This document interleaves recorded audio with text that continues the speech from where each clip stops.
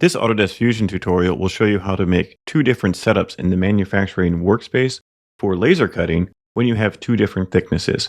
Here I have a laser cut lamp stand with all the parts laid out flat, but these parts are 6mm and these parts are 3mm. How can I make DXF tool paths for both of these since they're both different heights? Click on Manufacture. In the manufacturing workspace, we can set up different tool paths.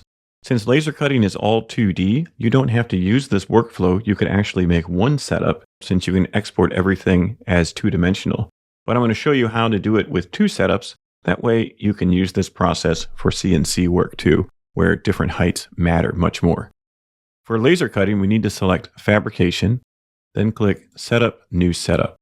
When you make a new setup for laser cutting in Autodesk Fusion, you need to select the model. So over here, select Model, and then make the pieces that you want the model to be selected. Press OK. We can label this setup 3mm. Then under Cutting, select 2D Profile. For the tool, make sure you select the tool you need to use. Once you have your tool selected, then you can move on to the Geometry tab. If you need to know how to make a tool for laser cutting, I have a link in the description. Then under the Geometry tab, we need to select these faces. I can select this one, and this one.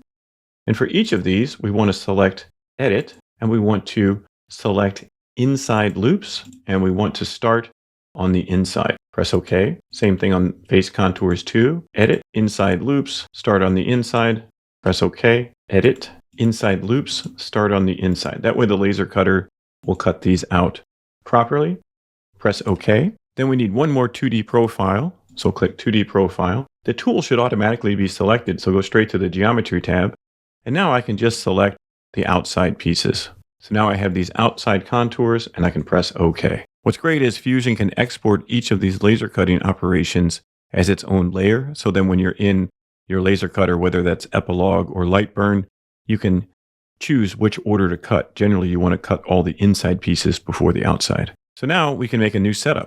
Select Setup, New Setup. For the model, I'll click Select, and I want these pieces over here. Press OK. We'll make a new 2D profile. The laser cutter should still be selected. And then for the geometry, for these ones, we only need to select these outer pieces. Then press OK.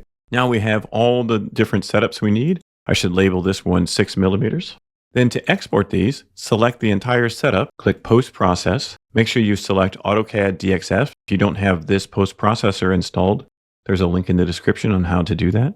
Give this a name. I'm going to type 3mm laser cut profiles. Choose where you're going to save it. We always want to output polylines.